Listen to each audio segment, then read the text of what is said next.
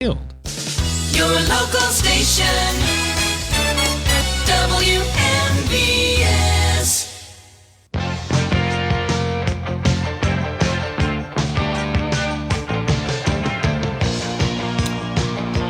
Good morning and welcome to another Saturday edition of the Sportsline, being brought to you this morning by my good buddy Tom Vernon and Casey Sports Cafe, located right here on South Mount Vernon Avenue in Uniontown, the Firestone Insurance Agency in Normalville, and by Bogies at Duck Hollow, now under new management.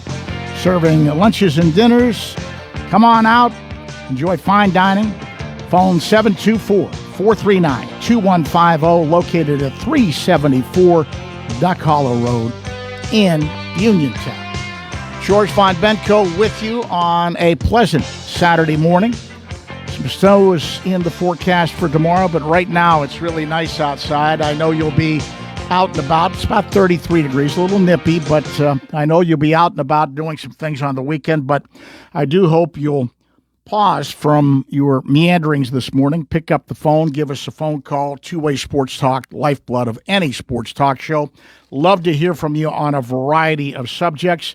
Simply pick up the phone, call the WVU Medicine Uniontown Hospital talk line, 724-438-4593. Once again, that number, 724-438-4593. Very, very sad day in Western Pennsylvania. One of the all-time greats, Pirates Hall of Fame second baseman, Bill Mazeroski, has passed away. We're going to talk about Maz at length probably in hour number 2. Steve Blass, a former teammate, one of the all-time great Pirates in his own right, will join me to talk about Maz at 11:30 in hour number 2. We do have a guest in hour number 1, so we're going to be a little limited with phone calls to start off with because of the timing of things. We're coming to the end of the regular season in college basketball. The tournament looms on the horizon, March Madness. Mike DeCourcy, great basketball writer for the Sporting News, will join me at 10:30 to talk some college hoops. So we've got a jam-packed show. In between all of that, your phone calls and your conversation. Let's start off with the scoreboard. WPIAL basketball playoff scores from last night. Boys 5A quarterfinals. Chartiers Valley downs Shaler 69-66. Hampton nips the Ringgold Rams 48-47. Thomas Jefferson 74, Penn Hills 69. Moon takes care of the Gateway Gators 57-43. Boys 3A quarterfinal action. South Allegheny over Mohawk, 64-63. Shadyside Academy beats the Southmoreland Scotties, 47-34. Aliquippa 50, Seton LaSalle 33, South Park 56, and Ligonier Valley 39. On the girls' side of things, 6A quarterfinals. Seneca Valley 31, Pine Richland 29. Upper St. Clair beats North Allegheny 41-33. Norwin over Hempfield 57-42. Girls 2A quarterfinals. Rochester over Fort Cherry 47-39. Neshannock 67. Laurel 29. Winchester Thurston 59. Burgettstown 20. Chartiers Houston over Aliquippa 52-44. Girls 5A PIAA play-in games. Baldwin 49, Trinity 38. Indiana takes Fox Chapel 49-28. Girls 3A play-in games. Our Lady of Sacred Heart 68. Waynesburg 51. Quaker Valley over Avonworth 54-35. So that is a look at high school basketball action. College basketball action from last night. It was number 7 Purdue knocking off Indiana 93-64. 18th rated St. Louis in a game marred by a big brawl beats Virginia Commonwealth 88-75 in the Atlantic 10. And number 22, Miami of Ohio, remains unbeaten. The Red Hawks over Bowling Green 91-77. NHL, of course, off for the Olympics. We'll have the gold medal game for the men Sunday morning. That's right. You heard me right. Sunday morning. That's an 8 a.m.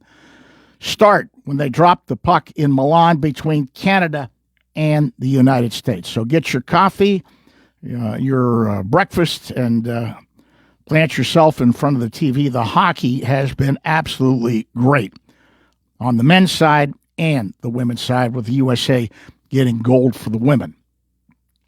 NBA action. Washington over the Indiana Pacers, 131-118. Memphis downs Utah, 123-114. Cleveland Cavaliers over Charlotte, 118-113. Miami beats the Atlanta Hawks, 128-97. Minnesota, 122. Dallas, 111. Milwaukee Bucks take New Orleans, 139-118. Oklahoma City over the Brooklyn Nets, 105-86. Denver Nuggets, 157. Portland Trailblazers, 103.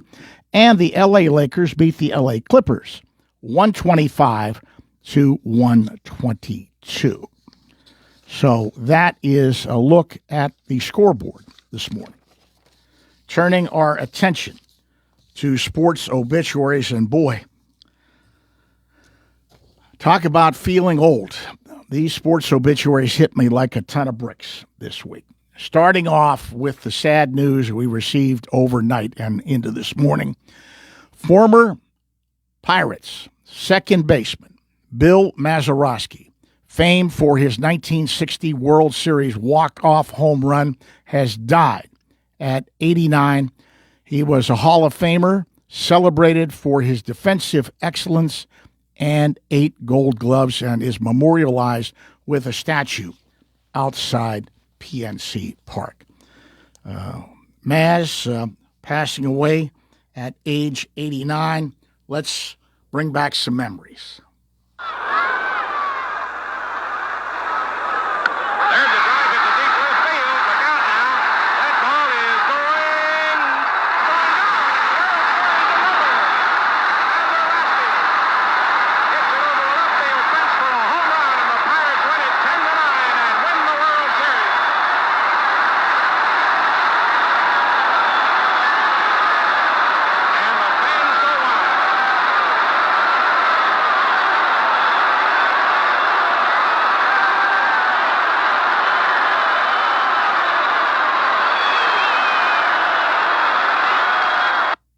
Bill Mazeroski, that home run shocked the mighty Yankees.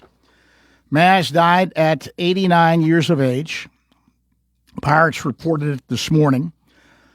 He hit that solo walk-off home run in the bottom of the ninth inning of Game 7 of the 1960 World Series, giving the Pirates a 10-9 victory over the mighty New York Yankees.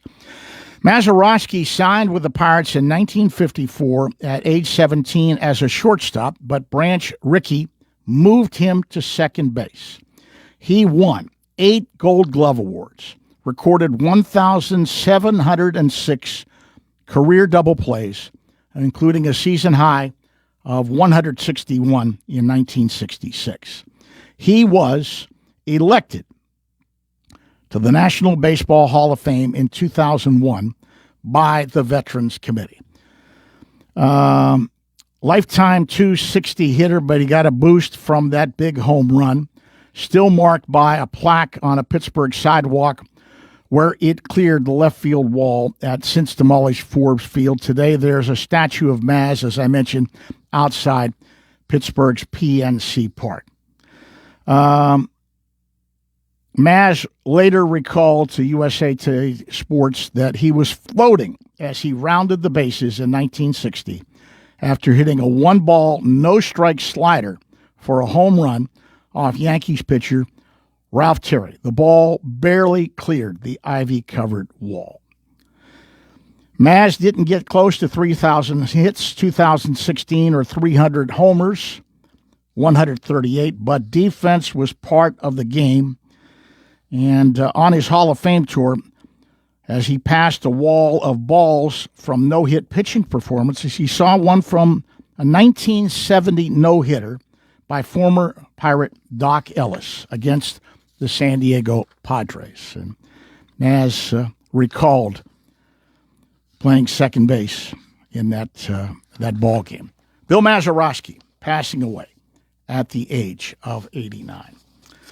Also, another player that I knew very well, this one from the world of pro football. Mike Wagner, former Pittsburgh Steelers defensive back who played a significant role in the franchise's Steel Curtain dynasty, died at 76. The franchise announced his passing on Wednesday. No cause of death was provided, and Mike played a key role on the championship teams of the 70s, on those Super Bowl winning teams. Steelers drafted Wagner, an NAIA All-American at Western Illinois, in the 11th round of the 1971 draft as the 268th overall pick. And Wagner recounted that he didn't make his varsity team until his junior year in high school, saw little interest from college football programs, and only made Western Illinois' team after requesting a tryout from the school's head coach in late September. He balanced his football career with a job waiting tables. Once Wagner reached the Steelers in 71, he got the starting safety job as a rookie after an injury opened up a spot, and over the next 10 seasons, he would notch 36 interceptions and earn two Pro Bowls while starting all 4 Super Bowls. You may recall Wagner caught the game-sealing interception against Fran Tarkenton and the Minnesota Vikings in the Steelers' first title game, and then recorded another big interception against the Dallas Cowboys in Super Bowl X. Wagner retired in 1981 after 10 seasons with Pittsburgh, was inducted into the Hall of Honor in 2020, remained in the Pittsburgh area for the rest of his life. From the world of basketball, Doug Moe, who coached the Denver Nuggets to 432 wins and won the 1987-88 NBA Coach of the Year, died on Tuesday at age 87. Moe started his coaching career as an assistant in the ABA before becoming the San Antonio Spurs head coach in 1976-77, the franchise's inaugural NBA season. The Spurs made the playoffs in each of Moe's first 3 seasons before he was fired late in the 79-80 season. After starting the 81-80 season as a Denver assistant, he got elevated to the head coaching job and stayed in that role until 1990. Moe's fast-paced, run-and-gun teams led the league in scoring 6 times across his 10 seasons. His 432 wins were a franchise record until Michael Malone passed him in 2024. Moe then moved to the Philadelphia 76ers, fired after a 19-37 start to start his first season, and he returned to Denver in the 2000s as an assistant coach to former Nuggets head coach George Karl. A 2-time All-ACC selection at North Carolina, Moe's college career ended due to his association with a point-shaving scandal. But there was no evidence that he was involved in fixing games. But he did admit to taking money from a conspirator. Moe was selected in the 1960 NBA draft by the Detroit Pistons and in 1961 by the Chicago Packers, but due to the scandal, his NBA career was delayed. He eventually began his pro basketball career in Italy in 65, joined the ABA's New Orleans Buccaneers in 67. He was an ABA All-Star his first year, as well as the next 2 years with the Oakland Oaks, who won the 68-69 ABA title, and the Carolina Cougars, respectively. He was an All-Star there. He also finished in the top 10 in the MVP voting all 3 years. Spent his last 2 years as a player with the Virginia Squires before beginning his coaching career. And finally, Rounding out the obituaries, another from the world of basketball, and how well I remember this fellow. The Ragin' Cajuns basketball community at Louisiana Lafayette is mourning the loss of Hall of Fame basketball legend Dwight Bo Lamar, who passed away at 74 years of age in Columbus, Ohio. And Lamar passed away February 16th. Lamar was a pivotal figure in the rise of the then Southwest Louisiana from a small NAIA program to a national powerhouse. Lamar, a standout player from 69 to 73 under Coach Beryl Shipley, scored 3,493 points during his college career.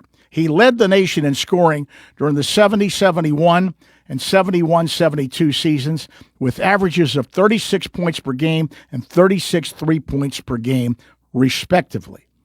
Lamar's legacy is marked by a 31.2 points per game career average and a 90-23 overall team record. His impact helped the Ragin' Cajuns achieve a national ranking and strong performances in the NCAA tournaments. After college, Lamar played professionally in the ABA and the NBA with Buffalo, Indiana, and Los Angeles. He later returned to Lafayette, contributing as a radio color analyst for Ragin' Cajuns basketball games. Dwight Bo Lamar, passing away at age 74. So that's a look at sports obituaries. We're going to get a break in. And when we come back, I'm going to go to the phone lines, basketball talk, NCAA college basketball talk with one of the best, the Sporting News basketball writer, Mike DeCourcy, will join me next here on the Sportsline. At Live, we want to say thanks to our community with our biggest giveaway yet. Thanks a Million free slot play giveaway. Join us every Friday in February for your chance to win a share of $1 million in free play, including a grand prize of $25,000 in free play. You could be one of 10 winners each week. So what are you waiting for? Thanks a Million, only at Live Casino, Route 30 at Westmoreland Mall. Gambling problem? Call 1-800-GAMBLER. You can go to Big Box Medical Office. Now serving number 3,943. Or Hi, come on in. How are you? for personal, professional health care you can trust, see Dr. Paul Hardley and nurse practitioners Tara Bozek, Jessica Reckhart, and Stacy Morris, proudly serving our community for over 30 years. Need care today? Walk-ins are always welcome. For your primary care, call Dr. Paul Hartley at 724-437-1109 or visit ppcp.org. Or Serving number 3,944. For 35 years, Fay Penn Economic Development Council has been committed to its mission of growing Fayette County's economy and helping to bring jobs to the area. Whether you're a startup, existing, or new business in Fayette County, Fay Penn's lending team can work with you to decide if the Fay Penn Loan Fund suits your business's needs. Fay Penn's Loan Fund offers loans starting at $10,000, pending qualifications. Visit faypenn.org to learn more about financing opportunities for your business and to complete a pre-application form. ready to score big on your next home? Well, great news. Huge savings are waiting for you at Clayton Homes of Bell Vernon. From open floor plans perfect for game day parties to energy-efficient homes that will help you save money all season long, these homes are built to deliver. Don't wait on the sidelines. Make the winning play today and find the home that fits your family and lifestyle. Visit Clayton Homes of Bell Vernon at 4500 Route 51.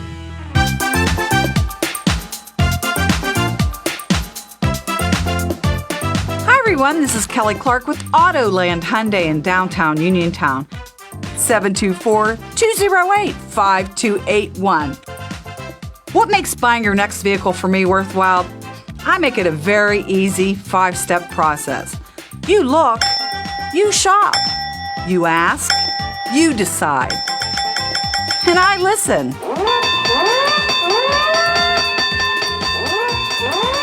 Kelly Clark, Autoland Hyundai, 724-208-5281. 724-208-5281. Kelly Clark, Autoland Hyundai. I'll make you a good deal.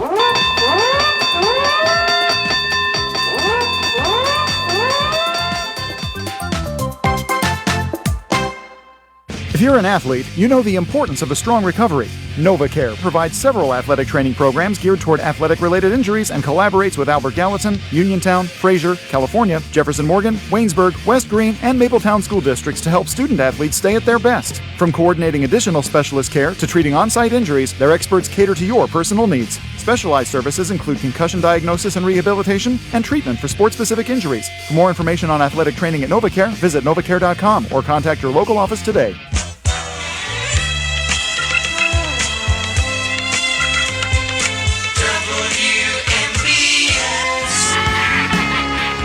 Hi, this is Penguins broadcaster Phil Bork, and you're listening to the Sportsline with George Von Benko on WMBS. And welcome back to the Sports Line on this Saturday morning. We're going to talk some college hoops, an interview I set up earlier in the week with one of my favorites, Sporting News, basketball aficionado, longtime writer, Mike DeCourcy. And Mike and I go back. He's a Western Pennsylvania guy. We actually did games together at Duquesne on television. Before we get started, though, Mike, I mentioned you are a Western Pennsylvania guy. And I know you probably had to have a little twinge in the heart when news this morning broke from the Pirates that Hall of Fame second baseman Bill Mazeroski had passed away. Maz was such an integral part of the sports fabric of Western Pennsylvania. He was, and I was blessed to get to know him just a little bit. But when I began my career, I interned at the Greensburg Tribune-Review, and then spent 1 year covering the Pirates home and road for the Tribune-Review and an affiliated publication that was in the eastern suburbs of Monroeville, Penn Hills, etc. Mm-hmm. And Maz was he lived in Hempfield at that point. I imagine that's where he stayed the rest of his life, but he lived in Hempfield, and so we were kind of his local paper. And so I got to know him a little bit then, and he was around the team from time to time. And then I remember I covered an old-timers game when I was at the Pittsburgh Press, and he was wearing the glove that he basically wore his entire career. And the glove, if I remember correctly, he could put his hand through the palm of his glove because that's how worn it was. But man, was it a glove, right? He was the best ever at his position. Doesn't get enough credit for it generally because second base isn't considered a high defensive position. But when you look at the numbers that he compiled as a defensive second baseman, they are staggering in a way that is very much not appreciated sufficiently for his career. And at least, and I'm saying at least, right? But at least the Hall of Fame finally figured it out. Right, 20 years or so ago. The guy that's coming on with me at 11:30 appreciated his defensive prowess. Steve Blass is joining me at 11:30 to talk about Maz. But the reason I want to get you on, we're coming down the home stretch in college basketball. What a season it has been so far. I mean, it seems like every time I turn on the TV, we're having cliffhangers and great games and upsets here and there. I don't see a clear-cut favorite heading into the NCAA tournament. I think it's going to be pretty wide open. But as Dick Weiss told me a few weeks back, Hoops Weiss, he said there are about 6 or 7 teams that might have a shot, maybe a couple more, Yeah, I think there are a couple more, but at the same time, that the ranks of those are diminishing somewhat because I thought BYU was kind of a dark horse. They have not quite played to the level necessary, even at full strength, to compete at the top of the very strong top of the Big 12. But they still, with Richie Saunders healthy, had 3 players who could go out and get 30 and have this season. Now Richie's gone with a knee injury, and A.J. DeBonta can still carry them a ways, but I don't think he could carry them all the way to the top of the podium. But there still are a number of teams. Texas Tech also losing J.T. Toppin, I thought was, especially after they went to Arizona and won. Yeah, like not the absolute best team, but a team that maybe could fight their way through it and win. But I'm surprised you say that you don't see a clear-cut team because Michigan has been darn close to impenetrable. I've been watching Michigan, and earlier in the year I thought they were head and shoulders above everybody else. And even though they kept on winning, I didn't think they were playing real well. They seemed to be back to where they were earlier in the season. And I think they're pretty impenetrable. I'm going to be watching with much interest today. We've got a huge game today. Yes. Michigan and Duke, Yes. Yeah. So this will say a lot about like how much of a fortress that is at Michigan. Duke is very gifted, very capable, deep enough to hang with Michigan. That's the thing about Michigan, that even though like they probably reached a sort of a statistical peak when they blew out Gonzaga by 40 points in the Players Era tournament out in Vegas around Thanksgiving, right around that time of year. But I think they're in a lot of ways better now because LJ Kaysen, their backup point guard, has now made it clear. Like, if Elliot Cadeau is not getting it done, put me in and it'll happen. I loved him last year as a young, developing player, and Cadeau's entry sort of set him back a little bit, not as much time as you'd want. But when they went to Northwestern a couple of weeks back and played poorly, especially Cadeau, at that point, Dusty May said, "We're not messing around here. LJ, you go get it." And LJ played basically the rest of the game and carried them out of a 12 to 14 point deficit and into a 12 to 14 point victory. So Trey McKinney, the freshman, in a freshman class loaded with talent, absolutely spectacular. In that freshman class, he's not getting as much time. He's not getting as much run. Again, he has a veteran in front of him in Amari Burnett, who's a grand guy, a glue guy, all of that. And so he's not playing. He's not starting. But when they go to McKinney off the bench, they're getting a huge lift. He's probably their second most talented player and will be a significant NBA guy.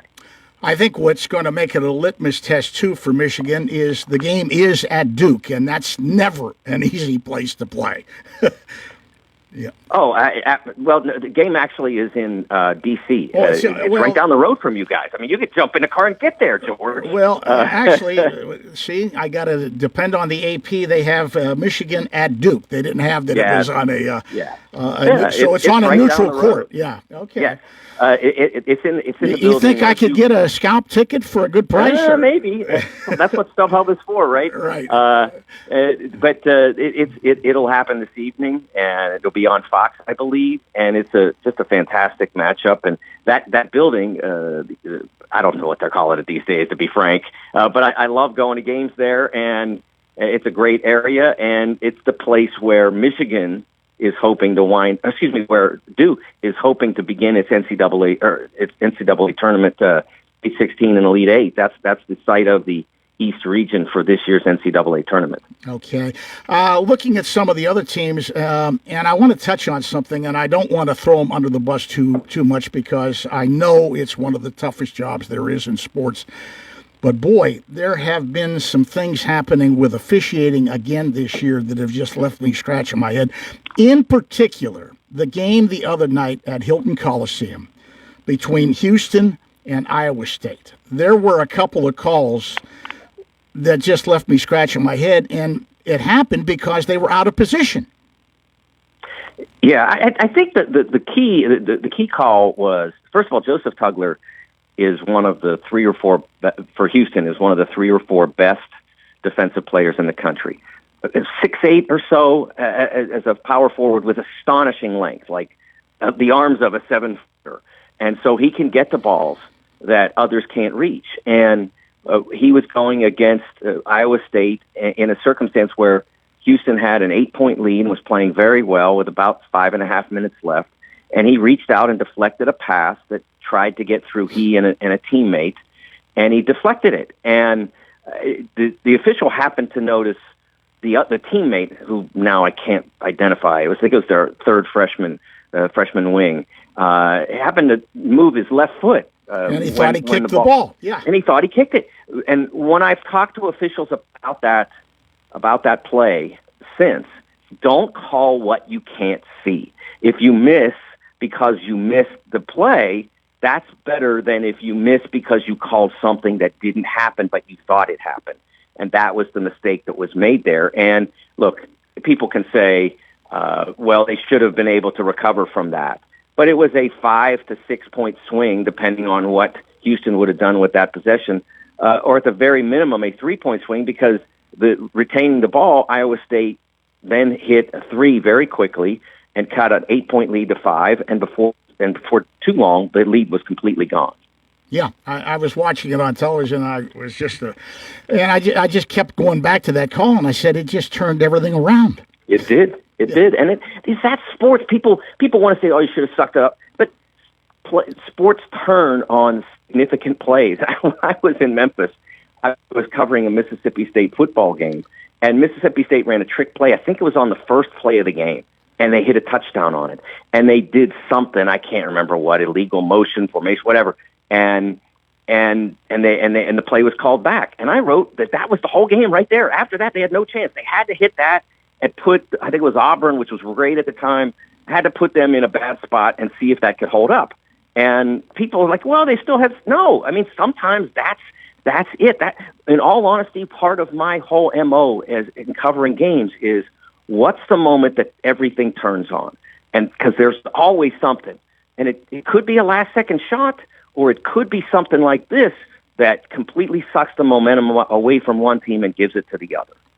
We're talking with Mike DeCourcy from the Sporting News, and the tournament is on the horizon. We've got the tournaments, the conference championship tournaments coming up, and that could determine some things too, as far as seeding and some other things. But I would be remiss before I let you go, and I know you've got to get ready for a pregame show with the Big Ten Network and some other things, if I didn't ask you about the local schools. Yeah. And Pitt is just having a miserable year.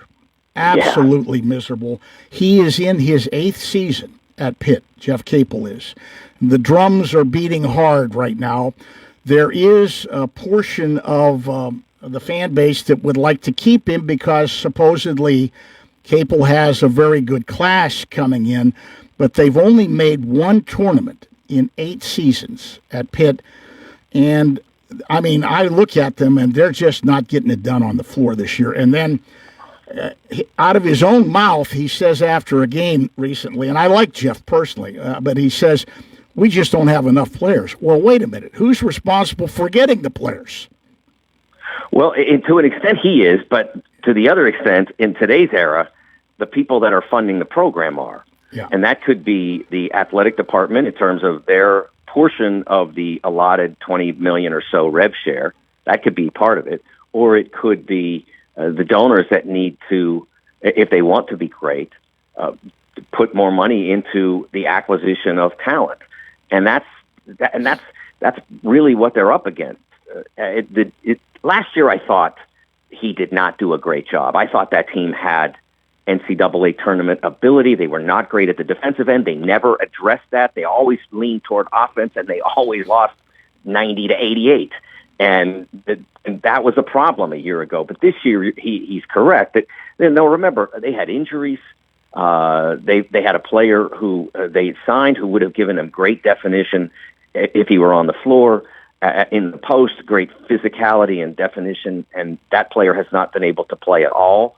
And so they've had that kind of those kinds of issues. And look, if you want to justify a move, the record is what it is. But if you want to look forward, okay, how do we get from here to where we want to be? Well, it starts with the acquisition of better players. And if you have 3 capable freshmen, and I think they're all top 100, and some of them are as high as in the 40s or so out of the 3, I think you need to build a core of capable freshmen as well as bring in some transfers who can help you. They have a young man from Australia who really impressed me. I was there for their Duke game. Cialupa, Roman Cialupa. I think he's got a chance to be a very, very good player if they keep him. And so I think there's a core there. And if you absolutely believe that you have an idea on how you can make this better, I can't say that he hasn't had a chance. But I don't know that person's out there is going to be rushing to Pitt, even in a year where I don't think there's going to be a lot of coaching changes Well, it's at going the to be high an major interesting level. decision for Green, the fairly new athletic director. He's got a real interesting decision he's got to make there. Very quietly, the team across town is having a nice season in the Atlantic 10. Duquesne has played well. They're 8-6 in the league. The last time I looked, they were 4th, I think. And the Atlantic 10 tournament, because it's the 50th year of the old Eastern 8 Atlantic 10, they're bringing it back to Pittsburgh, where the tournament first started. So Duquesne will be playing in its backyard in the Atlantic 10 tournament. It's literal backyard. You can crawl from the Duquesne campus to PPG Paints Arena, and you'll just get a few pebbles in your knees. It's that close, and I like what's happened there. They've won some significant games. They are not St. Louis, certainly, which is at the top of the league, but they have played very well. They were competitive against St. Louis as compared to VCU, which is fighting for an NCAA tournament spot, and after putting and literally fighting, they were fighting St. Louis last night. Yeah, it was a little disappointing there, but they had them down 20-8 and wound up losing by 20 themselves. So what a reversal! SLU is really something. Can the Dukes pull off the home court / home crowd upset along the way? I'm not sure, but I think they're doing a nice job. Well, the signature win, though, was knocking off George Mason like they did.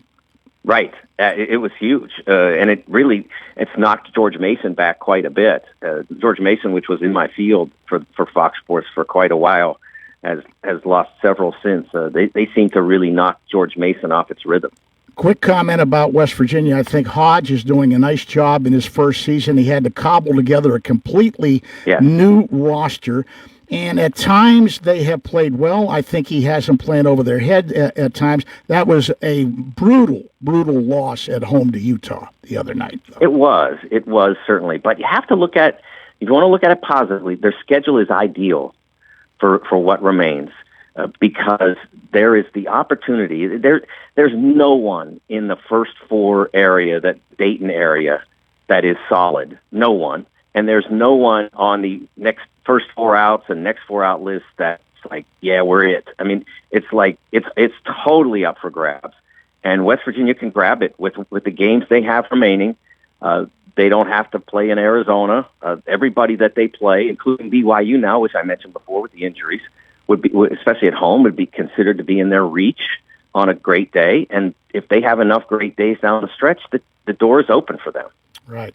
As I let you go, you work on the Big Ten Network. I had occasion to read a column recently by an area sports writer who called Penn State's basketball program a disgrace. Pretty strong words, but boy, what a terrible year the Nittany Lions are having. Well, they overhauled their entire program. They're very young. I don't word disgrace. I think disgrace is you cheated, you played dirty. That's not the case at all. I don't like that word.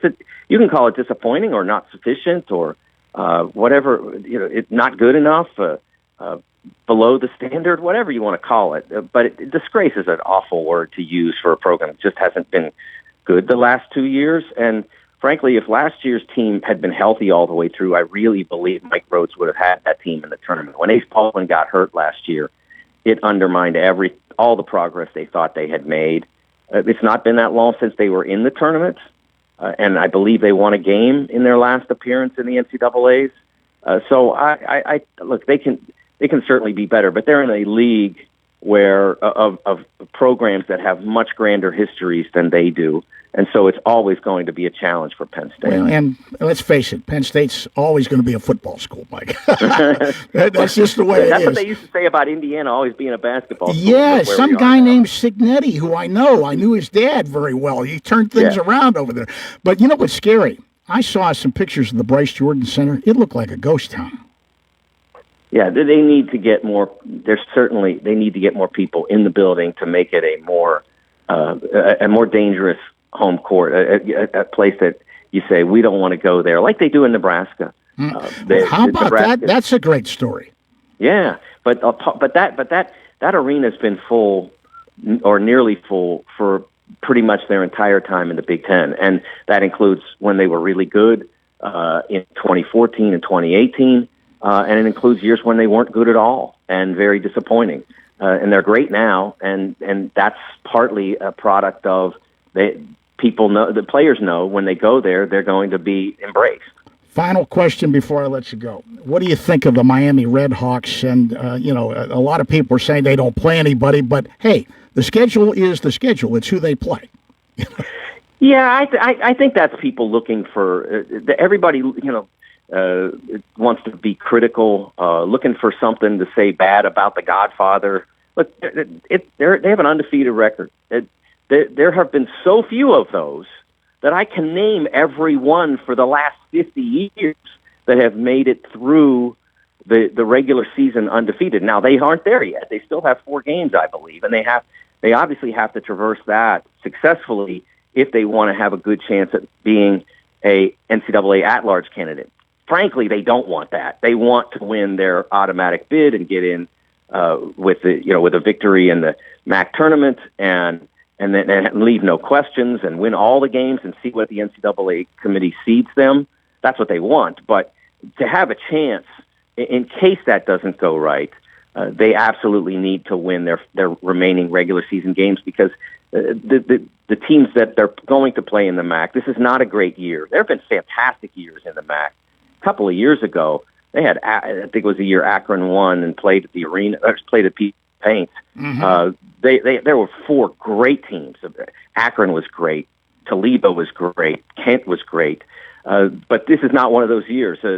It's Miami at the very top, Akron a couple of notches below, and then it starts to get pretty lean. Kent State's well above average for the MAC, but that's about it. And that's part of why people look at them in a diminished state. But I'm not negative about this. I know how hard it is to go undefeated. I've covered this game and seen how few times it happens, even this deep in the season, let alone all the way to the end of the regular season.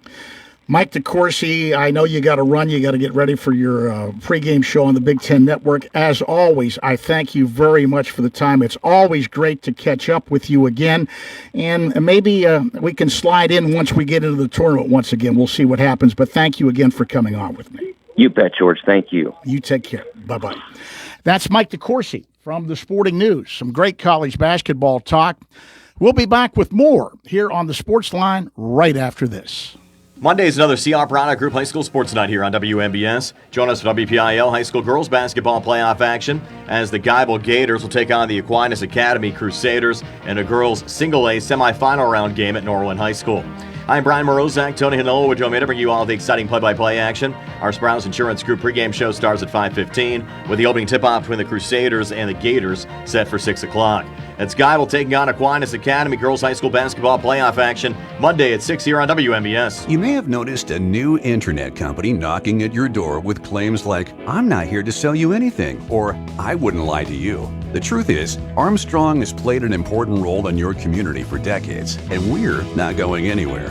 That new internet provider will probably change their name, get bought out by another company, or fold completely. Armstrong, the internet you count on, the people you trust. Visit ArmstrongOneWire.com today or anytime in the future. Fallen in love with a house? Head over heels for a home plan? Take the plunge. Apply for a mortgage loan with First Federal Savings and Loan of Greene County. Feeling commitment shy? Complete a mortgage pre-qualification. It's simple. 100% online and you'll get a personalized answer within 1 business day. Then save the date for a move-in day or groundbreaking and put a key ring on it. Apply online at ffgc.bank. First Federal Savings and Loan Association of Greene County. Member FDIC, Equal Housing Lender, NMLS number 458729. GlassCap Federal Credit Union in Connellsville salutes our troops. Whether you're for the war or against, they're still there. These men and women deserve more than our support. They deserve the comforts of home. Send a military care package today. Visit sendacarepackagetoday.com and find out how you can get involved. Let's all show our troops that we care. This message from GlassCap Federal Credit Union in Connellsville. Visit glasscapfcu.com for more information about their services. Chris Parker Jr., what's going on at Auto Lane Hyundai? 0% financing is back. How about 0% for 60 months on 2026 all-wheel drive Hyundai Tucsons and Santa Fe? Or HMF bonus cash up to $4,000 on Santa Fe Hybrid. The only thing lower than 0% are the below zero temperatures we've had. You're right about that. With great Hyundai financing, Over 100 new Hyundais in stock and affordable vehicles like the 2026 Venue crossover and award-winning Elantra. It's easy to get away during the Hyundai Getaway Sales Event. Any leasing deals? Lease a 26 Elantra SE for $199 per month or 26 Kona SE crossover for $219 a month. Just see us for details. Plus Hyundai Assurance, America's best warranty, 10-year, 100,000-mile powertrain protection, 5-year unlimited miles roadside assistance. Autoland Hyundai, 25 East Fayette Street, downtown Uniontown, or visit their website at autolandhyundai.com. And remember, you'll always pay less to drive the best at Autoland Hyundai. Laurel Highlands Wealth Advisory Group of Janie Montgomery Scott in Uniontown is a proud sponsor of Sportsline. When you work with Janie, it's about going beyond investing. It's about connecting your life and your finances in a way that makes sense for you. The team partners with you through each stage of life to help you set and reach your financial goals. To learn more about the Laurel Highlands Wealth Advisory Group at Janie, be sure to check out their website at www.lhwag.com. Laurel Highlands Wealth Advisory Group of Janie Montgomery Scott, LLC, member FINRA, NYSE, SIPC. Casey Sports Cafe, located at 243 South Mount Vernon Avenue in Uniontown and owned by the Vernon family, wants you to know they have new hours. Monday and Friday from 7 to 3, Tuesday, Wednesday, Thursday 7 to 7, and Saturday and Sunday 7 to 2. Come on into Casey's and check out their new menu ideas and entrees. They can also cater your next event. Whether it's breakfast, lunch, or dinner, Casey's is the place to eat. Call 724-550-4126. Casey's, the best in Fayette County. WMBS.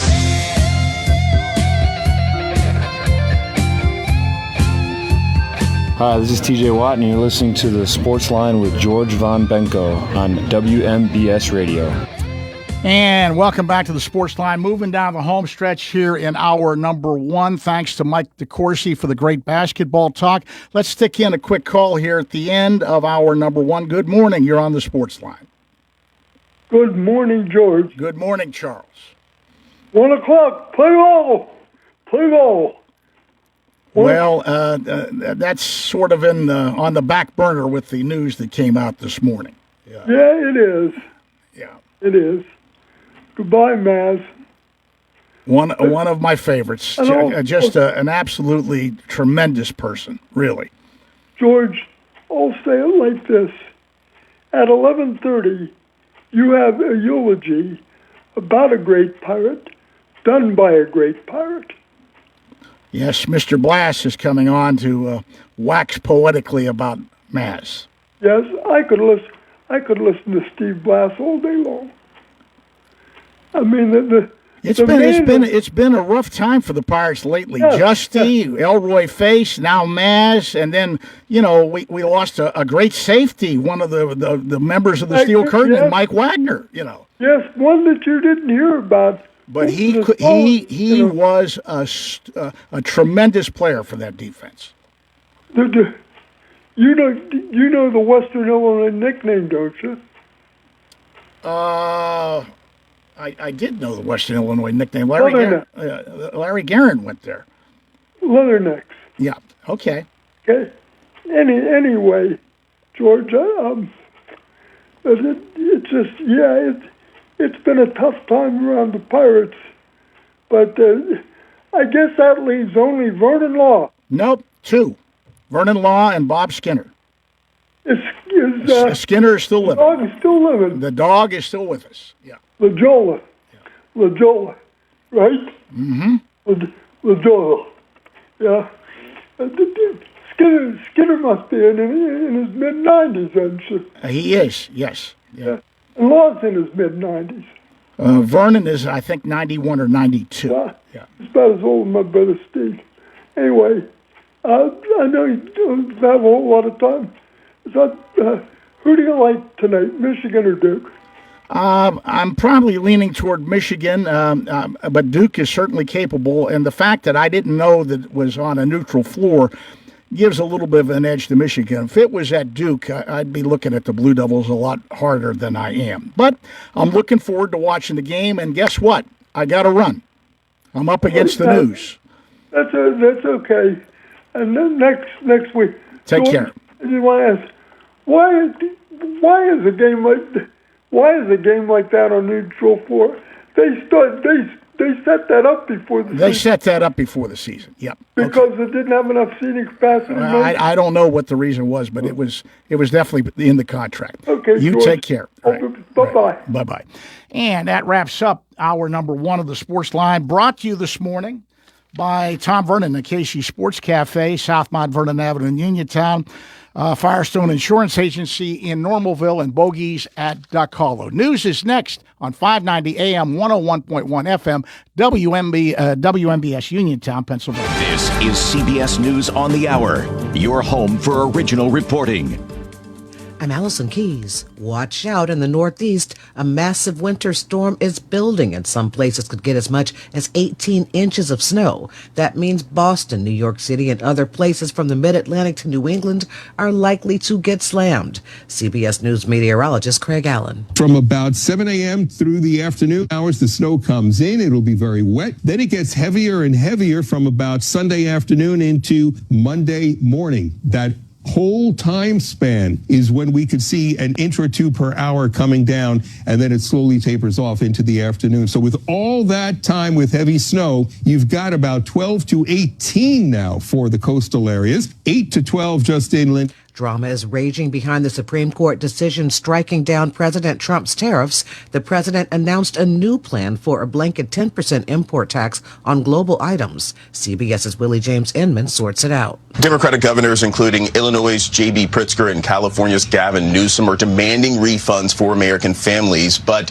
it's important to point out that consumers likely won't see any type of tariff refund. But some businesses that were impacted by the Trump administration tariffs have already filed legal challenges seeking refunds. President Trump is ramping up forces in the Middle East, and CBS national security contributor Samantha Vinograd says there are 2 aircraft carriers and other warships now in the area. Well, with the arrival of these additional military assets, the president now has maximum optionality when it comes to deciding whether, when, and how he wants to conduct a strike against Iran. He now has the option to not just launch strikes into Iran, but also ostensibly to ensure that to the best extent possible, U.S. forces, U.S. personnel in the region are protected if Iran chooses to retaliate. Former Prince Andrew in Britain is still under investigation after his arrest this week in the ongoing probe into the late convicted sex trafficker Jeffrey Epstein. He's already been stripped of his royal titles, and he may be taken out of succession for the throne.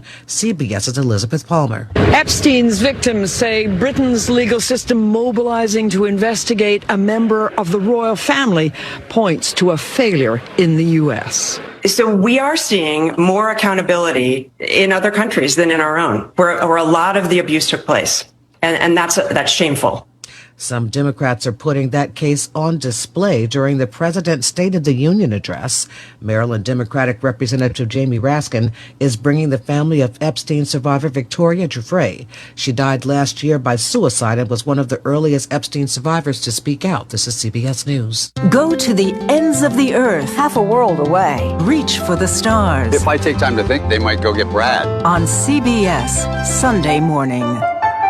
Route 21 Furniture, take the road to your perfect home. Sleep well tonight. Try out a new mattress from Route 21 Furniture with a large selection of mattresses, all sizes and comfort levels, with great prices, free local delivery and setup, and financing options. Route 21 Furniture. Open weekdays 9 to 5, Saturday 10 to 5, Sunday noon to 4. 724-737-2222 or Route21Furniture.com. Route 21 Furniture, take the road to your perfect home.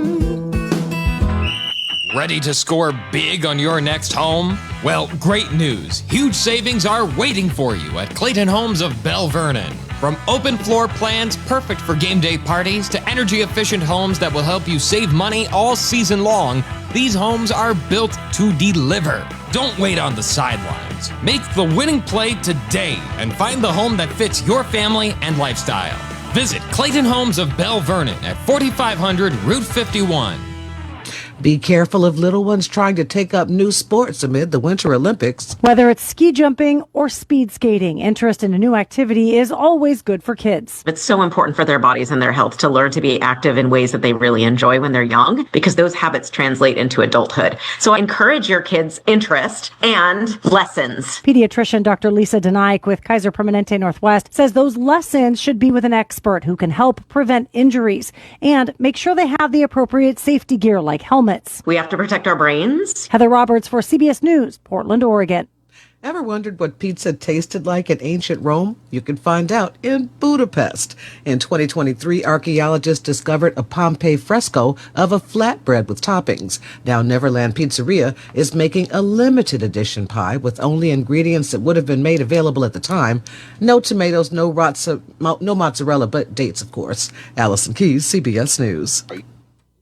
Jen, I didn't know you shopped here. Hey, I'm hunting for something fresh for spring. Oh, girl, skip them all. Jewelry Television has the best spring looks right now. JTV, way ahead of you. Just hit up JTV.com yesterday, scored the cutest clover earrings, 2 tennis bracelets, and this gorgeous pearl ring. Right now, new customers get $20 off any purchase of $99 or more at JTV.com. Oh, and gold hoops and this turquoise bracelet. Just a couple things, huh? Maybe more than a couple. With the new IHOP value menu, $6 is all it takes to go to your happy place. We're stacks of pancakes with your local station WMBS. Right now is 37 and mostly sunny, and time for this Olympic update. 2026 Winter Olympic Update is brought to you by Koval Building Supply, more than just your local plumbing store. Located at 40 Monroe Avenue in Uniontown and offering the supplies and expertise you need for your next home improvement project. Westwood One Sports presents this special update on the 2026 Winter Games, sponsored by Progressive Insurance. Drivers who switch to Progressive could save big. Quote today at Progressive.com. It's the second to last day of the Winter Games and a nail-biter at the curling stadium. Canada defeated the U.S. women 8-7 to win bronze in women's curling. Things went much better on the slopes, though, as the U.S. picked up its record-breaking 11th winter gold after freestyle skiers Connor Curran, Kayla Kuhn, and Chris Lillis cruised to the top of the podium in mixed team aerials. Norwegian cross-country skier Johannes Klæbo made history, winning his 6th gold medal of these games. He placed first in the 50-kilometer cross-country mass start to pass American Eric Heiden, setting a record for most golds won by an athlete in a single Winter Olympics. American speed skater Jordan Stolz misses out on a 4th medal in Italy, coming in 4th in men's mass start final. With this Winter Games update, I'm Erica Herskowitz, Westwood One Sports. Looking to tackle your next excavation project? Koval Building Supply at 40 Monroe Avenue in Uniontown is more than your plumbing supply store. We're your local source for excavation essentials. From culverts and drainage pipes to the materials you need, we've got you covered. Whether managing water flow, improving drainage, or preparing a site, our knowledgeable team can help you. Call Koval today at 724-437-8824 or visit kovalsupply.com to start planning for the spring. Koval Building Supply, everything you need to build it right from the ground up. This 2026 Winter Olympics Update was brought to you by Koval Building Supply of Uniontown, your local source for tank and tankless gas water heaters. When you need efficiency and affordability, call Koval at 724-437-8824. Are you looking to list or sell your house? Now is the time to let the professionals at Caldwell Banker Laurel Ridge Realty help you with all of your real estate needs. Caldwell Banker Laurel Ridge Realty has 2 convenient locations to better serve you. In Uniontown area, 724-437-7100, or in Connellsville area, 724-628-7200, and speak with one of our real estate professionals. Visit our website, caldwellbanker.com. We have been proudly serving Western Pennsylvania area for over 30 years and look forward to helping you with all of your real estate needs. Broker Paul Borge Jr. Pinto Home Care Agency cares about you, your health, and what's best for your family. Pinto Home Care is a family-owned and operated home care agency providing the convenience of personal care within your home. They'll work with your family and physicians to come up with the best plan of care for you. Pinto offers personal assistance services and accepts all state waiver programs, private insurance, and private pay patients. Pinto Home Care Agency has home health care available 24 hours a day, 7 days a week, and their experienced team of professionals provide expert care. Pento offers hospice care because they know how difficult and overwhelming a terminal illness can be by helping families through the challenging days with dignity and compassion. If you or a loved one need care or are looking for a career as a home health aide, please call them at 724-322-1683 or visit them online at pentohomecareagency.com. Don't miss out on Economy Furnace's end-of-season sale. It's the perfect time to upgrade your home's heating system with incredible savings. Take $250 off any furnace replacement, ensuring you stay warm and comfortable all winter long. For qualified buyers, we're offering 0% financing, making it simple to invest in a new energy-efficient furnace. We proudly partner with Amana, bringing you the highest quality furnaces on the market. At Economy Furnace, we define excellence in every aspect of our business, from our expert technicians to our customer-focused approach. With Economy Furnace, it's not just a furnace, it's peace of mind. Our end-of-season sale provides unmatched value, combining affordability with premium quality. Economy Furnace is committed to excellence. Our team of qualified professionals is ready to ensure your home stays warm and comfortable throughout the year. Contact us at 724-438-4575 to learn more. For economy, price, and quality service, call Economy Furnace. Wow, your dog looks beautiful. We went to Mutt's on Market Street, the dog grooming salon in downtown Brownsville. Samantha has over 10 years dog grooming experience. They work with any dog, any breed, any size. Didn't it cost a fortune? No, the prices are great. They offer a full line of grooming and other services. Mutt's on Market Street, now in the new location, 15 Bridge Boulevard in Brownsville at the old Dukeman's Beer Distributor. Same great service for dogs and cats at the same great prices. Mutt's on Market Street, now in the old Dukeman's in Brownsville. For more information, visit Mutt's on Market Street on Facebook. Well, much cooler temperatures are here, but you could still enjoy your deck or patio with retractable or fixed awnings from Lifetime Awnings. Made in the USA with manufacturer and customer guarantees, Lifetime Awnings products last. Lifetime Awnings is veteran-owned and operated with a 10% discount to all military veterans and their families. Call Lifetime Awnings 724-554-6067 for a no-cost or obligation home consultation. Or email John, the owner, at lifetimeawningsusa@gmail.com. Your local station, WMBS.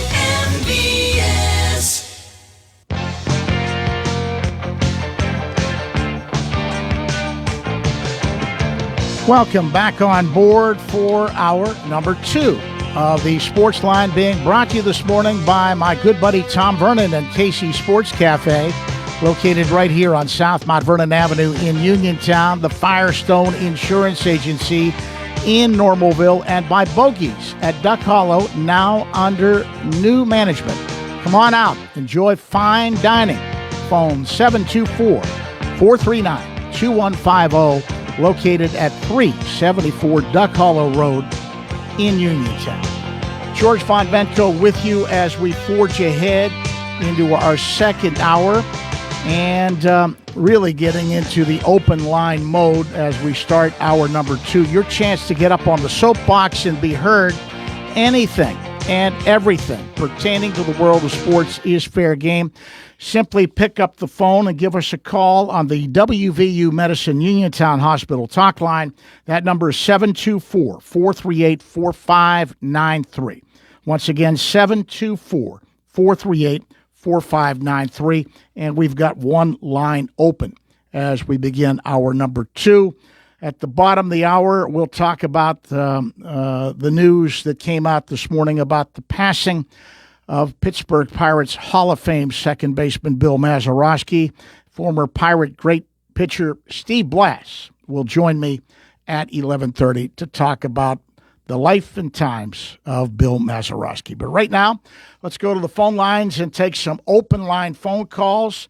And we'll take our first phone call here in hour number 2. Good morning. You're on the Sports Line.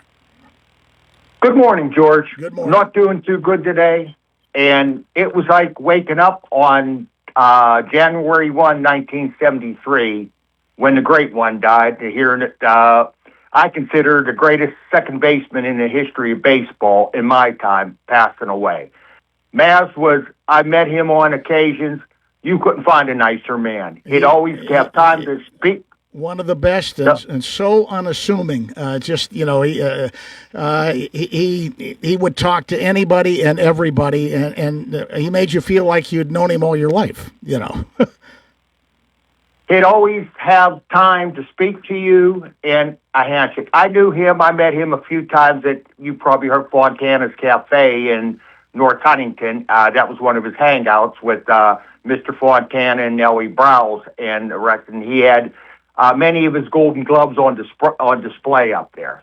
Yeah. And the man, I asked him about the 60 home run, which a guy probably heard that question a trillion times. He said, I was just lucky I hit Ralph's best pitch. There's no ego. And then plus even too, that night when the city of Pittsburgh was going crazy, him and Mrs. Mazeroski sat in Shenley Park feeding pigeons. That's not an ego there, George. No, and it's, as I called Steve Blass this morning to get him lined up for an interview. First thing he said to me, he says, man, it's been a rough couple of weeks for the Pirates.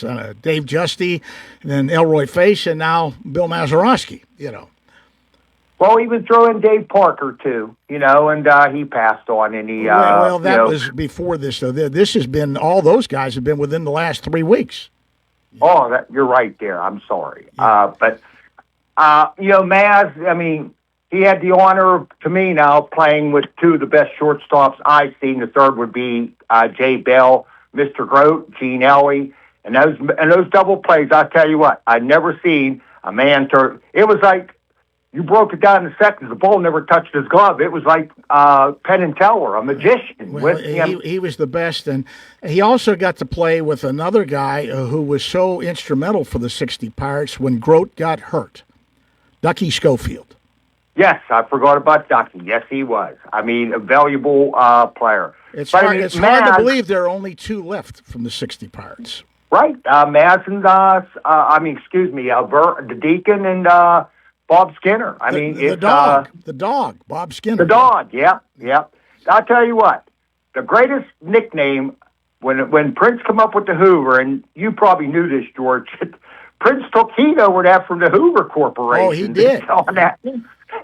That's I have a photo. It's one of the greatest posed photos you'd ever want to see of Gene Alley and Bill Mazeroski with a Hoover vacuum cleaner. That'd be priceless. But do they still have the double play record? I remember Cash and Boa come. Did they break that, or did? I think they still do. That 1 year, Ali. I think it was.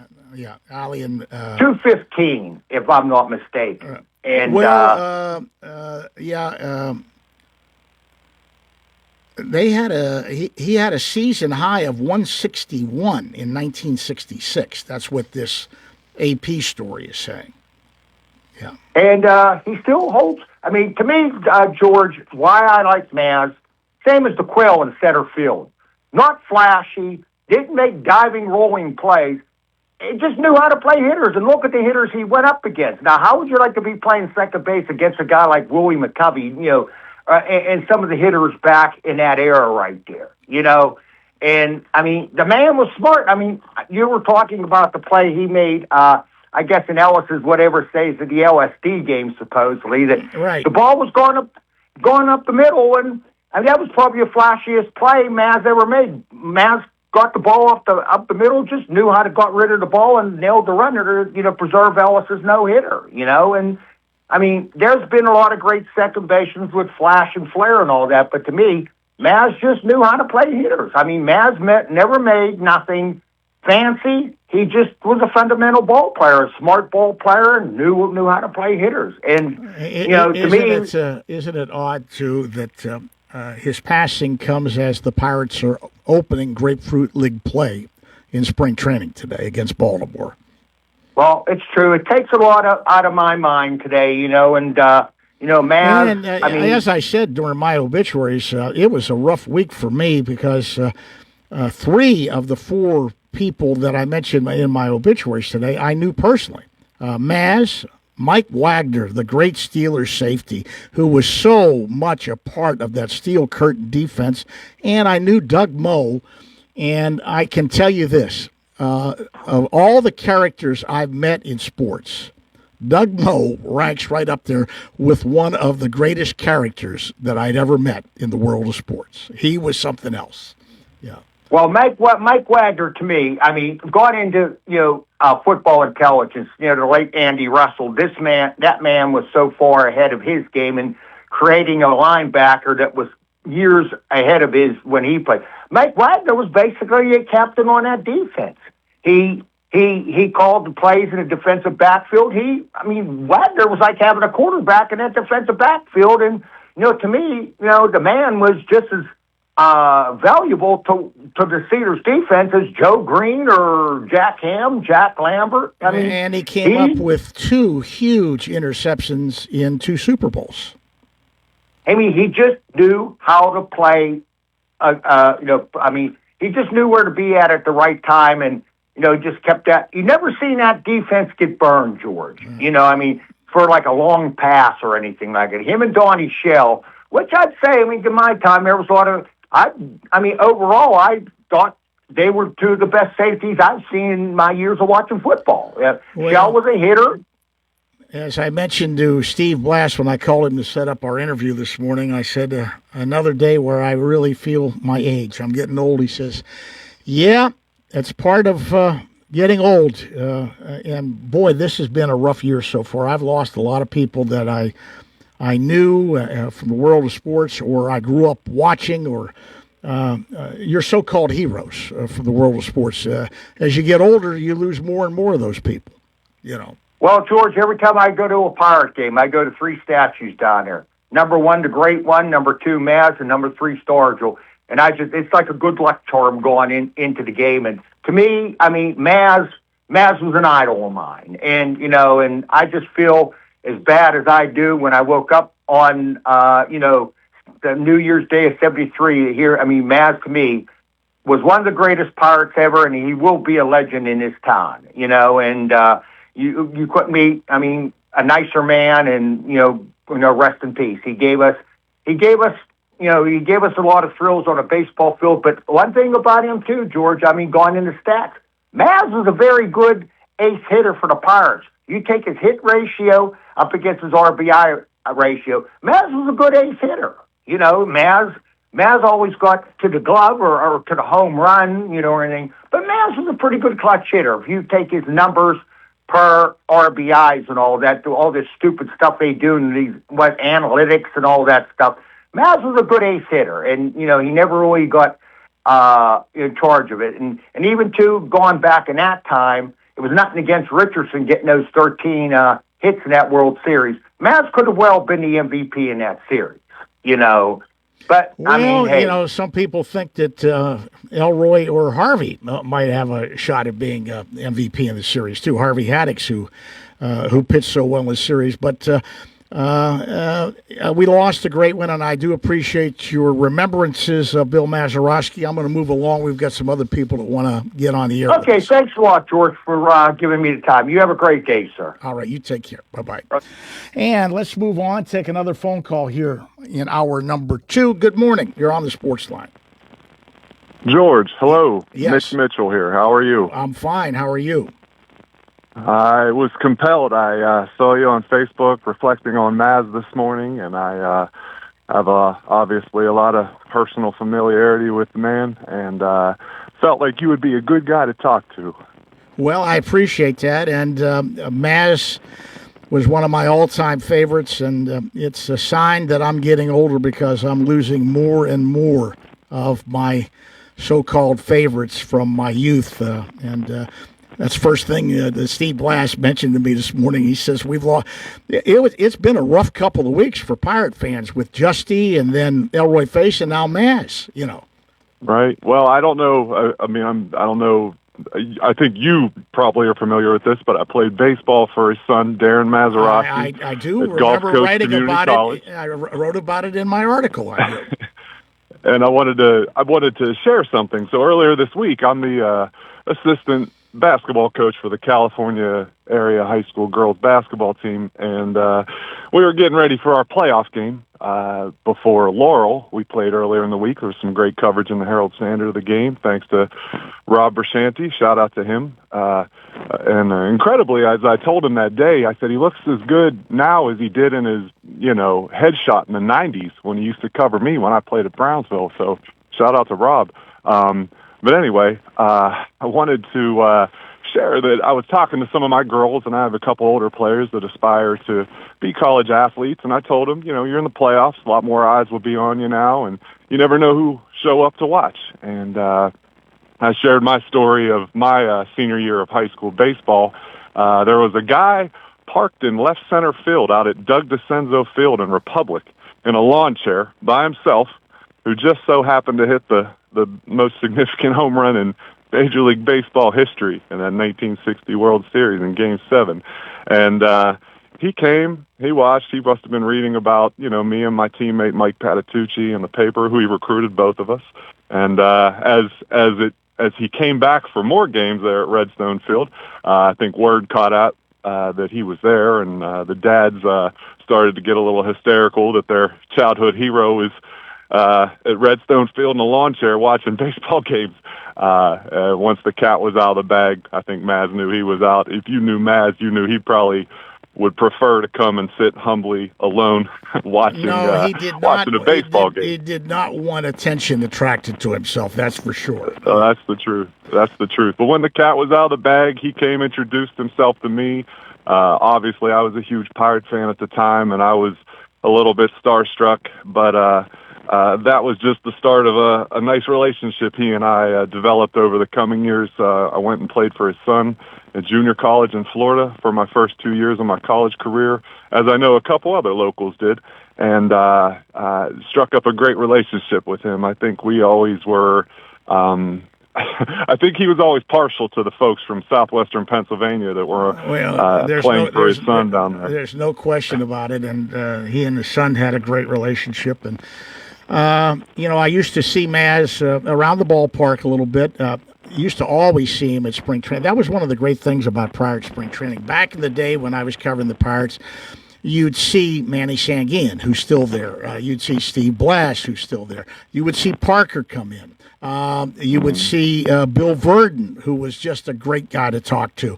And all those guys, and they're still continuing to that today. I think it was so great that Donnie Kelly invited A.J. Burnett to come back this year to talk to this young pitching staff. I think that's important. I do. No, absolutely. Absolutely. No, I just, fond memories of that man. He was so good to me and treated me wonderfully when I was at Gulf Coast, and like I said, had a great relationship with him at the time. And like I said, I think he always liked the guys from southwestern PA because he knows we grew up playing on ball fields that had broken glass and bottle caps and big rocks helped us hone our skills as infielders. But to say that man, perhaps the greatest second baseman in baseball history, undoubtedly, in my opinion, taught me how to play the infield. Oh, I can always say that. That'll be a nice feather in my cap. So he'll be missed. Rest in peace, Maz. What a legend. All right. Well, thank you for calling in. I appreciate the call, and thanks for sharing your memories. Take care, George. All right. You take care. And we're going to get a break in because up next, I prevailed upon him this morning. Called him first thing when I heard that the news that Maz had passed. And who better to talk about Bill Mazeroski than a guy who pitched with Maz behind him for the better part of his career. And that is Steve Blass. And Steve Blass is up next here on the Sportsline, right after this quick timeout.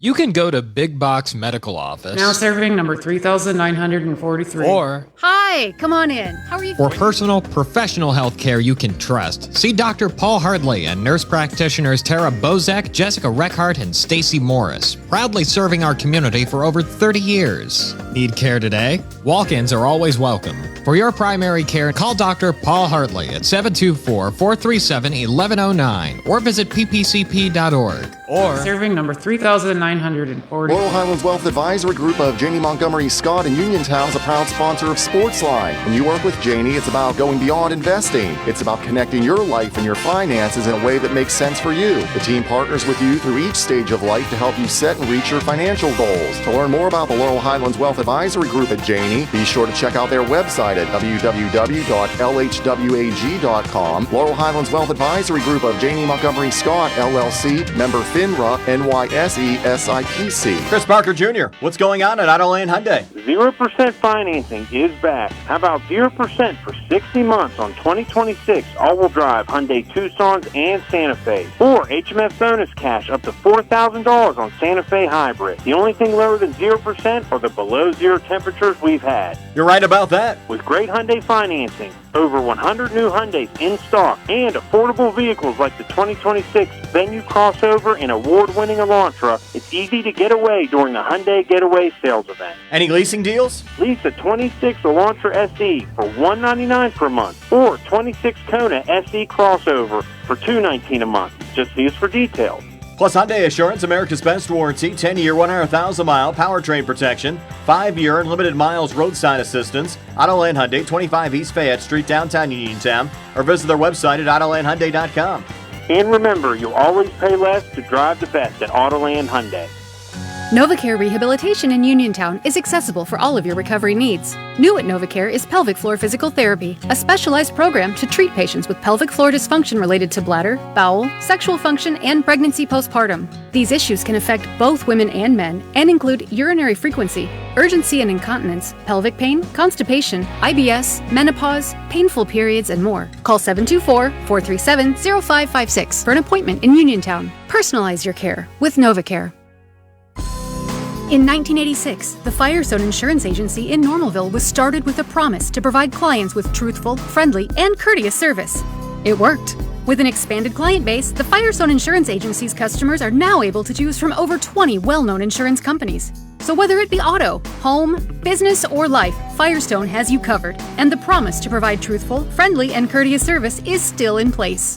As an independent insurance agency, the Firestone Insurance Agency works for you. They do the shopping for you to save you time and a bunch of needless phone calls. Because let's face it, no one loves to shop for insurance. Call the office at 724-455-3900 or visit firestoneinsurance.net.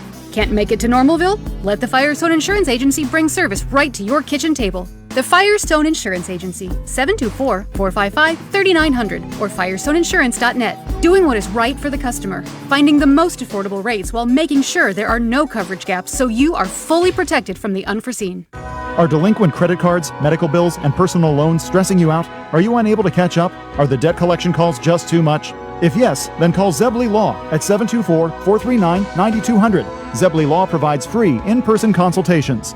Then, using our decades of experience, we recommend a plan for relief. Before hiring a debt relief company or an out-of-town bankruptcy firm, call the local law firm serving Fayette, Washington, and Greene counties since 2001. Call Zebley Law at 724-439-9200.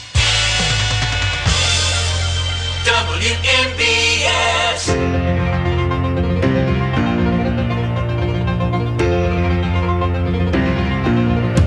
Hi, this is Pat Narduzzi from the University of Pittsburgh, and you're listening to The Sportsline with George Von Benko on WMBS. And welcome back to The Sportsline on this Saturday morning.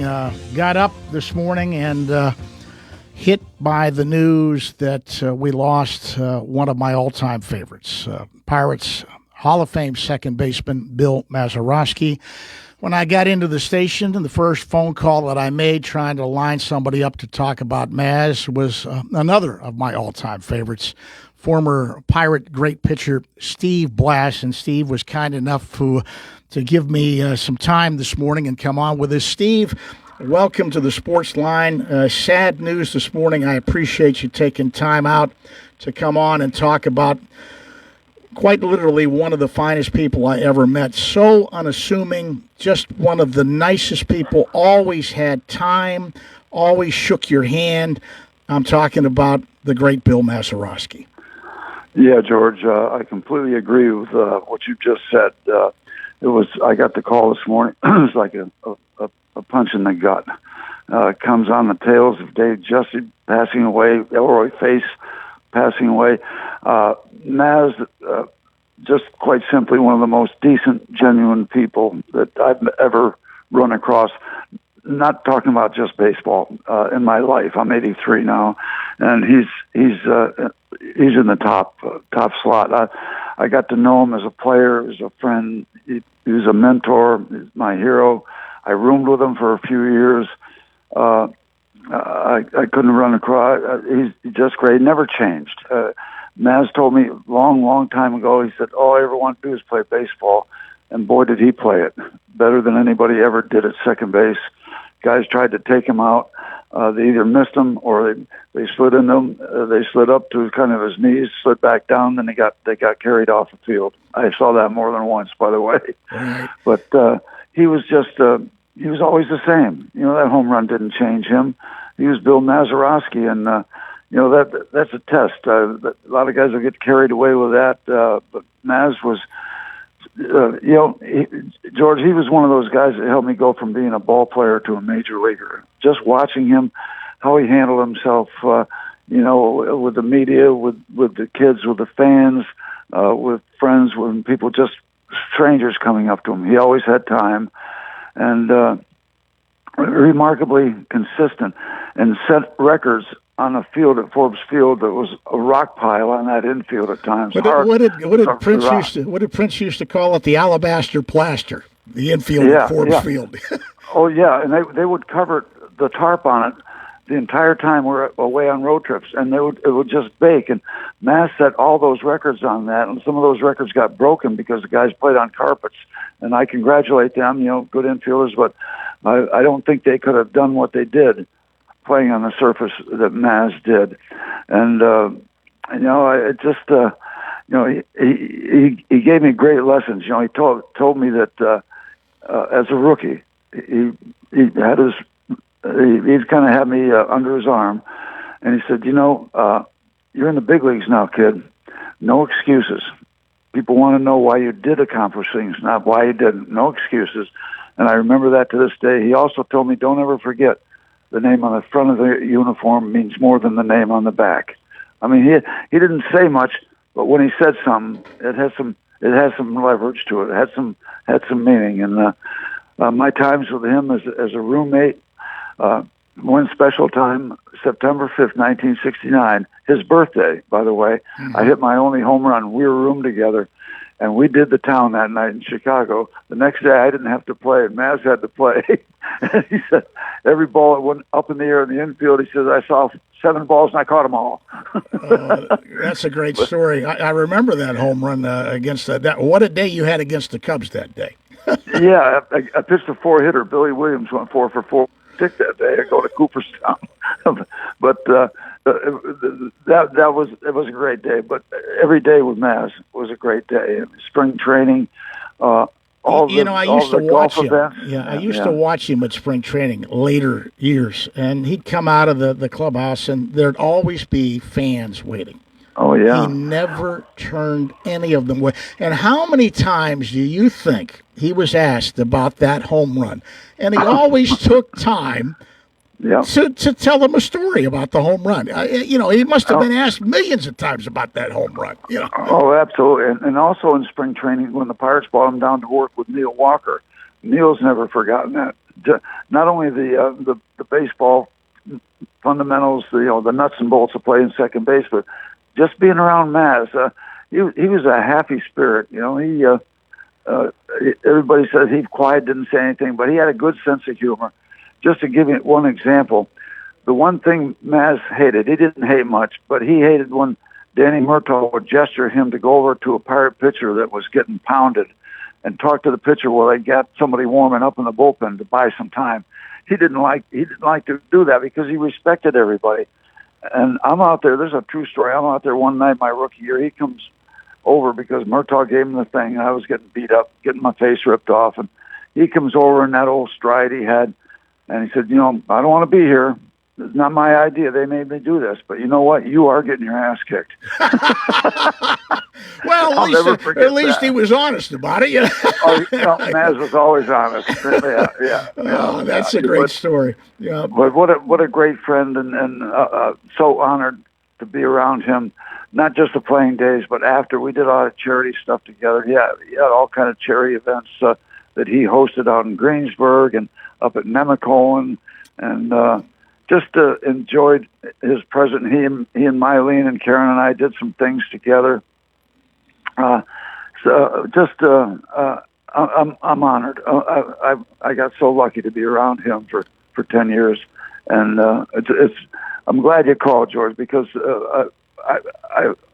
I'm honored to get the word out about this man who's such a good man and also happened to be one heck of a ball player. Well, I think he was always almost a better man than a player, and he was a great player. Yeah, there were so many things, and he was always so kind to me.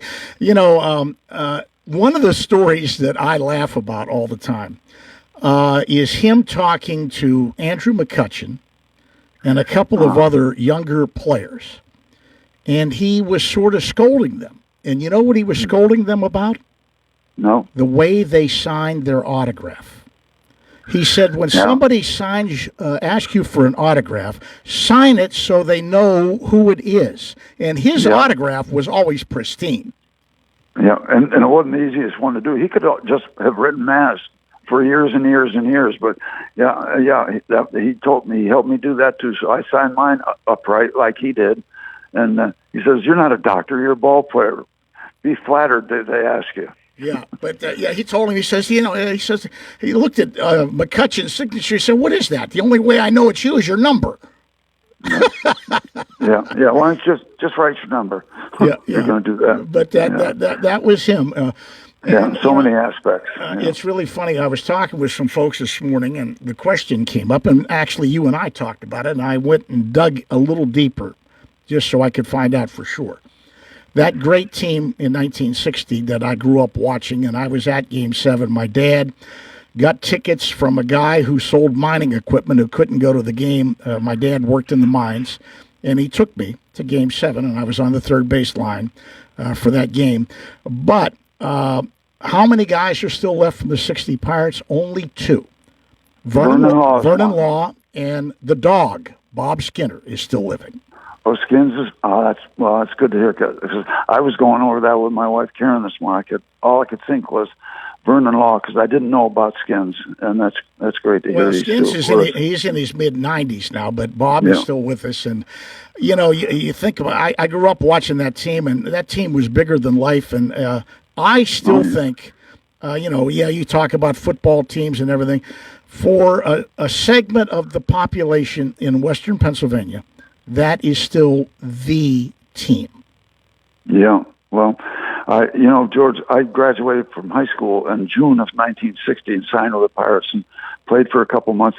The next year, I was invited to the Major League spring training camp in Fort Myers at age 18, and we had a back room, and the Major League roster, they had the front room in terms of the locker room, so we had a back room at Terry Park. We didn't even dare talk to the guys, us minor league invitees. All we did was look around the corner. Oh, there's Maz, there's Face, there's Friend, there's Law. So, as I said about Bill, that group, when I came up as a rookie, all I had to do was watch them to know, how to deal with the major league atmosphere and responsibilities to your city, your organization, your teammates, all those guys. And I roomed with Bob Friend my rookie year. I couldn't have been a better thing. He helped me so much with all I needed to learn. So Maz is part of that, and it's just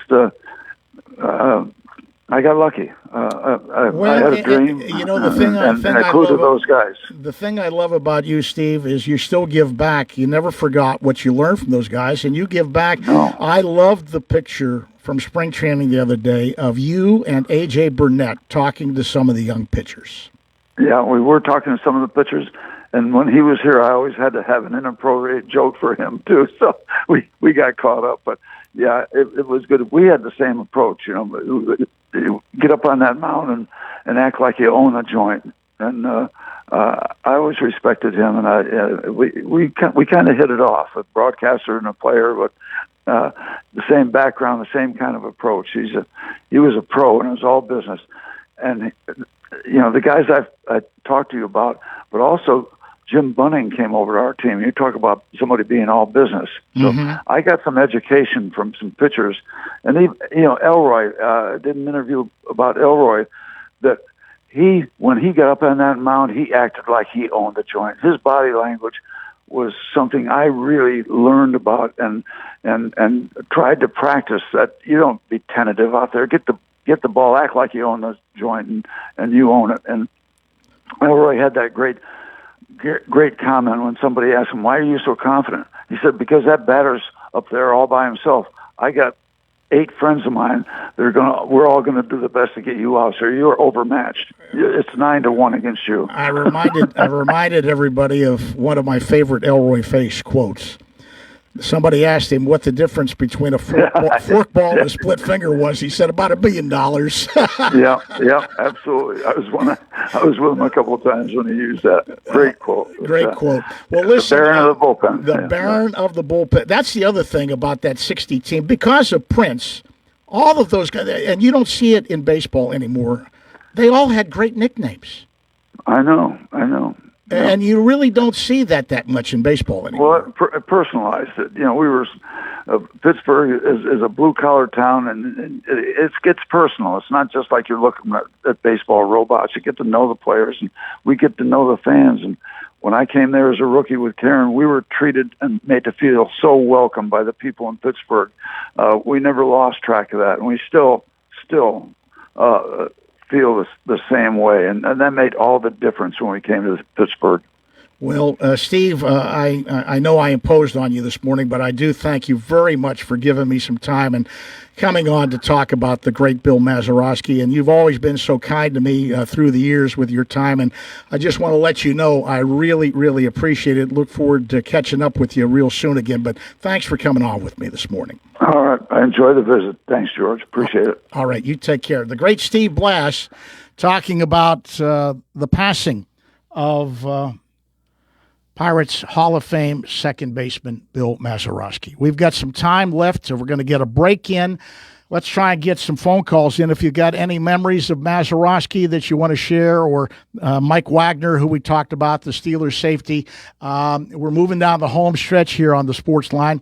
The telephone number, if you'd like to join me this morning, pick up the phone, give us a call on the WVU Medicine Uniontown Hospital talk line, and that number is 724-438-4593. Once again, 724-438-4593. Give us a call. Love to hear from you about Bill Mazeroski or anything else pertaining to the world of sports as we move down the home stretch here on the Sports Line.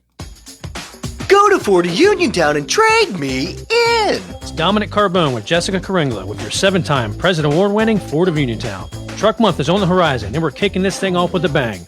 Running all the way to the end of March, and we're talking massive savings. How massive? Well, I'm glad you asked.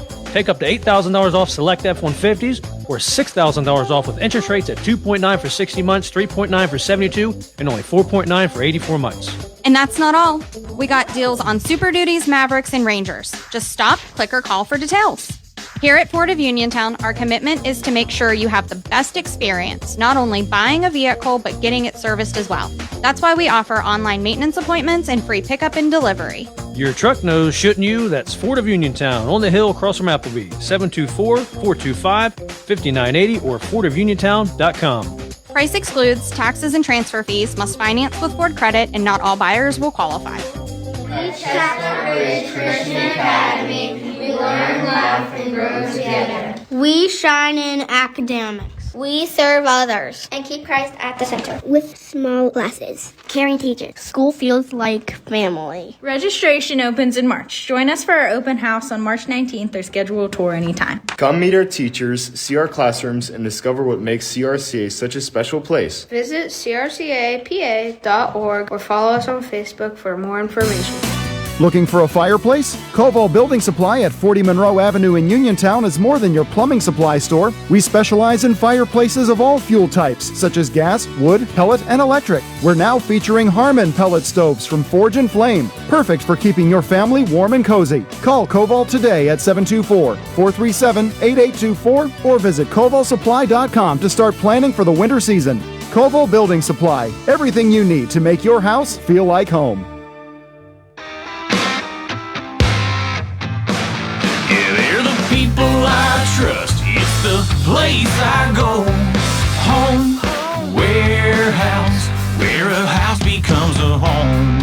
Planning on some home improvement projects in 2026? Stop in Home Warehouse on Connellsville Street. Again voted a Best in Fayette place for windows and home improvements for the past 3 years. Home Warehouse is your one-stop shop for all your home exterior needs. There are beautiful windows, doors, and storm doors that will update your home, keep out drafts, and save on energy. Plus roofing shingles, metal and commercial rubber roofing, siding, soffit and fascia, railing, as well as flooring, home and gun safes, and dog food too. So for great prices and hometown service, stop in and see Sandy and Donnie at Home Warehouse. Open Monday through Friday from 8 to 4:30, Saturday 8 to 12 noon. Home, warehouse, where a house becomes a home.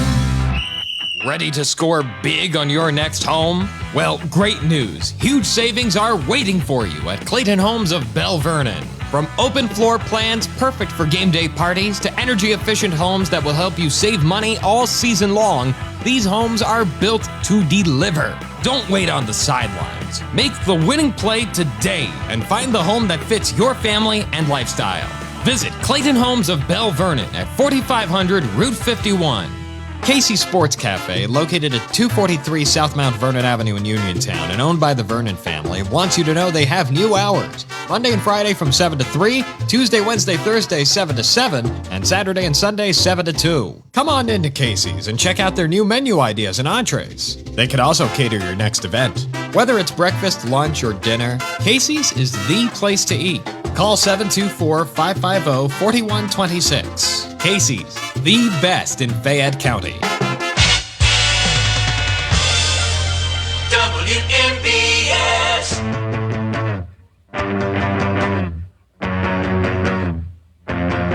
Hi, this is Rob King. You're listening to the Sportsline with George Von Benko on WMBS.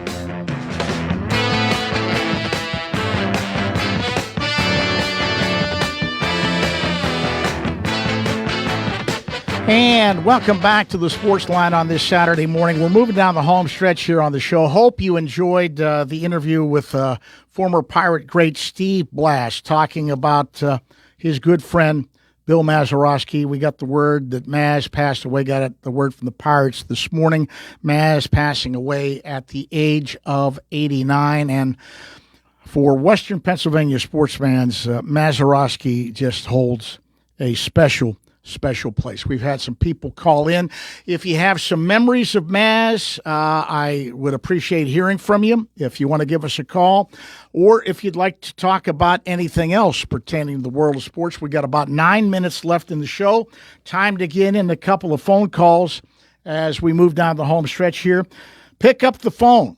Call the WVU Medicine Uniontown Hospital talk line. That number, 724-438-4593. Once again, 724-438-4593. That is the Uniontown Hospital, WVU Medicine Uniontown Hospital talk line, 724-438-4593. You should have no problems getting through because I'm gazing at a wide open board right now. So do come ahead with your questions and your comments. The Olympics continuing, and as expected, tomorrow morning, and this just galls me a little bit that they're going to have this game on at 8 a.m. in the morning tomorrow. But as expected, it'll be the USA and Canada for the gold medal in men's hockey tomorrow in Milan, and they'll drop the puck at 8 a.m. The women, USA women, beat Canada in overtime to win the gold medal there. The hockey has just been fantastic in the Winter Olympics. Spring training today. Arnie Amber coming up after this show with an abbreviated Oldies Unlimited, and we will have the first Pirates spring training game of the year. First Grapefruit League game of the year. The Buccos and Baltimore in Sarasota, Florida. That's coming up after Oldies Unlimited at around 1 o'clock or so. We've got a full schedule as we move down the home stretch in the college basketball season. Full schedule of college hoops today. Pitt Panthers in the midst of an absolutely horrible year will play host to Notre Dame today. That's a 2 p.m. tip-off. Notre Dame's 12-14, 3-10 in the ACC. Pitt 9-17. They are 2-11 in ACC play, and the Panthers in danger of not making the final cut of 15 teams to play in the ACC tournament. 3 will be left out. Also, Duquesne very quietly making a statement in the Atlantic 10. The Dukes are sitting at 16-10. They are 8-5 in league play. They are at Dayton to take on the Flyers today at 2 p.m. Dayton 17-9, and they are 8-5 in the Atlantic 10. So it's a big game in the standings for both those Atlantic 10 teams. West Virginia, coming off an absolutely brutal loss the other night at home to Utah, has a big game on the road in Fort Worth, Texas, against TCU. West Virginia 16-10 overall, 7-6 in the Big 12. TCU is 16-10, and they are 6-7 in the Big 12. So it is a big game for both of those teams for seeding for the Big 12 tournament. That is a 5 p.m. tip-off for that West Virginia game. And Penn State having a brutal season. The Nittany Lions 11-16 overall, 2-14 in the Big Ten are at Nebraska. Cornhuskers having a solid year. Nebraska's 22-4, and they are 11-4 in the Big Ten.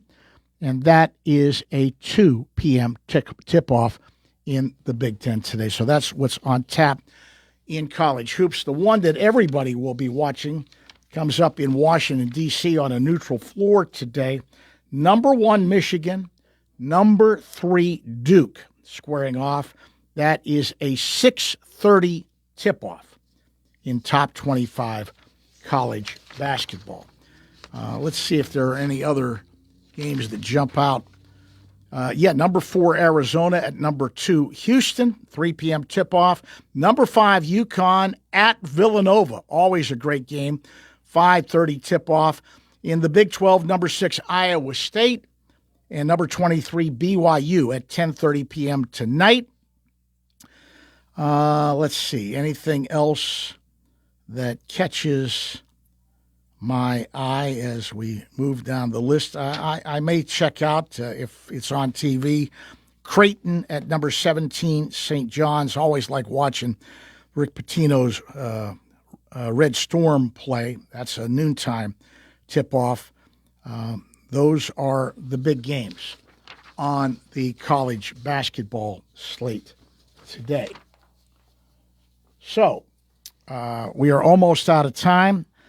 Hope you enjoyed my interview at 10:30 in hour number 1. Some great college basketball talk with one of the best, Mike DeCourcy of the Sporting News, as we are moving down the stretch in college basketball. The conference tournament's coming up, and then, of course, March Madness is just around the corner, and had a great interview with Mike DeCourcy. And then news breaking this morning about the passing of Pirates Hall of Fame second baseman Bill Mazeroski at the age of 89. And who better to talk about Maz than his former teammate and a great pitcher in his own right, one of my favorite Buccos, Steve Blass, joined me in hour number 2 to talk about the passing of Pirates Hall of Fame second baseman Bill Mazeroski. Great interview, as always, with Steve Blass, and we had some great phone calls as well. That puts a capper on things. George Von Benko bidding you and yours a very pleasant good afternoon. Do not touch that dial. Leave it right where it is on WMBS. Arnie Amber is coming in next with an abbreviated edition of Oldies Unlimited. He'll play some great music on Oldies Unlimited, leading you up to the first Grapefruit League game of the season. Pirate baseball, play ball this afternoon from Sarasota, the Bucks and the Baltimore Orioles going at it in Grapefruit League play today. So that's what we have on tap as far as sports today. And we're going to have more Pirate baseball tomorrow with the Rays and Buccos from Bradenton tomorrow. So a good dose of Pirate baseball coming up this weekend as they open up Grapefruit League play. Once again, George Von Benko saying so long. The Sportsline has been brought to you this morning by my good friend Tom Vernon and Casey Sports Cafe, located right here on South Mount Vernon Avenue in Uniontown.